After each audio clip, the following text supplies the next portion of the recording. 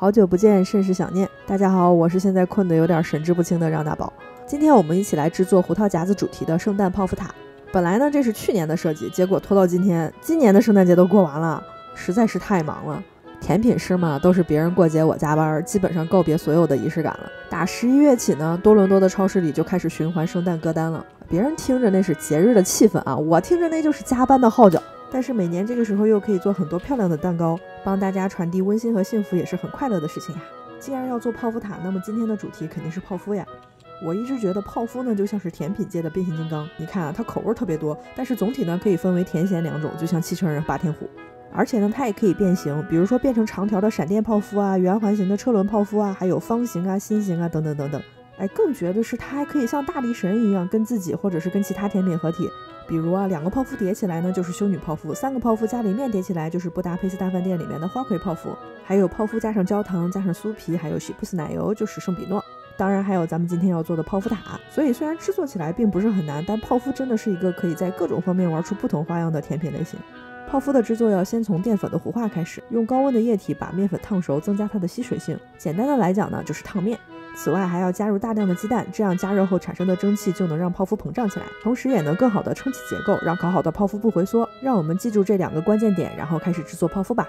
今天呢在做泡芙之前，我们先来制作酥皮。乳化黄油和糖筛入面粉和抹茶粉，在油脂中间擀开冷藏，然后切成圆形备用。先做酥皮就不用让泡芙的面糊在外面放置太久，避免它的表皮变干。再来就是今天的主角泡芙了。我们先来烫面，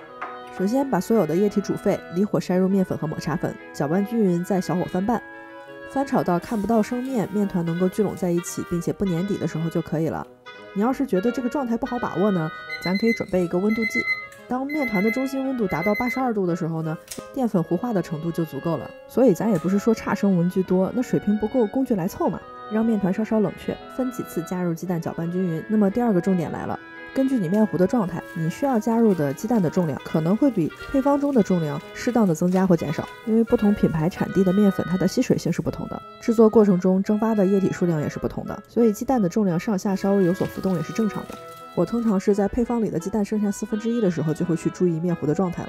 这样从中间断掉就说明蛋加的不够，这样从刮刀上顺滑的流淌下来，留下一个边缘光滑的三角形就是 OK 的。我这次是比配方多加了30颗鸡蛋，如果烫面和加蛋这2部分都做的没有问题，那么翻车率是比较低的。接着就是挤出圆形，把酥皮覆盖在泡芙上就可以烤啦。烤泡芙的时候，首先我们需要一个很高的温度让它迅速膨胀定型，之后可以降低温度把内部烘干。根据你烤箱的情况呢，我们可以对烘烤的方式稍微进行调整。比如呢，我的烤箱下火比较低，所以我是直接在烤盘上烘烤的，什么都没垫。视频里放了硅胶垫呢，是为了摆拍。刚出炉的带酥皮的泡芙可特别好吃啊！我再来一个，一边做一边吃，这不就是做饭的乐趣吗？不然为什么每次我妈在炸年货的时候，我都要在旁边帮忙呢？今天我用的夹心就是非常简单的抹茶奶油，抹茶和奶油奶酪打发，然后加入淡奶油和糖粉一起打发，给泡芙挤入满满的奶油啊，真的太好吃了。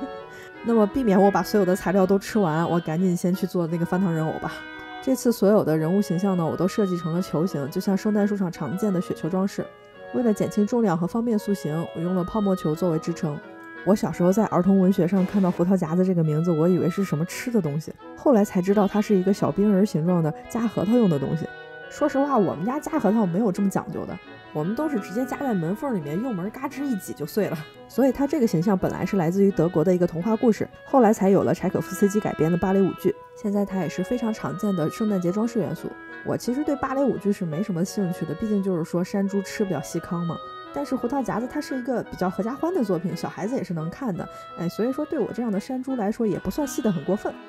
故事大概就是少女克拉拉在圣诞节收到了一个胡桃夹子作为礼物，晚上她梦到了这个胡桃夹子变成了王子，然后带领小冰人打败了鼠王，然后呢他们一起来到了圣诞树的王国，就是一个很简单的小故事。市面上有不同版本的官方摄影录像，还是挺值得一看的。接着来做我们的女主角克拉拉，女主的待遇就是不一样啊，她的头发我都是一条一条贴上去的。我去搜了资料，但是克拉拉好像没有一个很固定的形象，就像是白雪公主之类，有一个什么东西你一看就知道她是白雪公主，所以我就随意的设计了一个比较可爱的萝莉形象。这条裙子我是参考了《仲夏物语》还有彼得兔的一个合作款，这种浅浅的蓝色就很少女很可爱。接着是唐门仙子，它的裙子我是参考了一些洛可可风格的女装，所以中间是有这个绑带和蕾丝的元素。翅膀的话就等后面组装的时候再装。唐门仙子之舞是胡桃夹子里面非常经典的一个段落，我看的时候才发现这段音乐我其实在其他的地方听过非常多遍了就是不知道是出自这里的，可能就是经典的力量吧。接着出场的是今天的大反派，我看莫大版本的鼠王一看就是个坏蛋，浑身上下的那个毛做出了一种邪恶的感觉，咱们今天还是把它做得可爱一点，披上了披风还是一个帅气的鼠子呢。最后是我私心加上的跳芭蕾舞的小熊，因为胡桃夹子它有非常多的版本，世界各地的舞团都有自己的特色。比如说这个小胖熊就是我根据波士顿芭蕾舞团版本里面那个跳舞的玩具熊制作的，你可能不认识它，但是很有可能看过它的表情包，可爱中带着一点傻屌这个熊的周边要36刀呢，现在我自己上手制作，不用花钱，只需要熬一个大夜，非常的划算。要是哪天有机会去波士顿看一下现场版多好呀。最后用白巧克力把这些零部件全部组装起来，有一些翻糖小配件比较简单，我也就没有再拍了，主要是因为拍这个视频在超级忙碌的圣诞季，我已经连续熬了1周的夜了，年纪大了真的熬不住，所以就偷个懒吧。虽然我还是挺喜欢这边圣诞节的氛围的，亲人团聚辞旧迎新的节日总是有很多共通的动人的地方，但是吧也让人特别能体会到独在异乡为异客，每逢佳节倍思亲的感觉。虽然我们也是入乡随俗，就跟朋友们聚在一起过节，但是吧这个节日总给我一种我们俩不太熟，所以有一点生疏和礼貌的感觉。有那么1-2个瞬间吧，我就特别想感叹，我真的是一个异乡人。你有没有看过法兰西特派的最后一个故事呀？我印象最深的情节就是主厨内斯卡菲耶吃下了给绑匪准备的那个有毒的腌萝卜，他说那个腌萝卜的味道呀就像一种苦涩的发霉的辛辣的带有香料和油脂味的泥土，我以前从未尝过那种味道，它不完全美好，甚至是有毒的，但仍然是一种全新的味道。我觉得这种味道就是一种对我们这些背井离乡的人的那种漂泊感的一种隐喻。可能确实像他说的那样，我们一直在追寻自己缺少的东西，但同时又忍不住怀念那些被我们甩在身后的事物。说着说着怎么伤感起来了？可能因为真的太困了。好了，今年的工作基本上全部完成了，我要去睡个昏天黑地。圣诞节已经过了，但是还是祝大家新的一年以及一切的节日都快乐。新的一年希望我们都能有健康的身体跟一个好的开始。这期视频就到这里啦，我是张大宝，我们2023再见。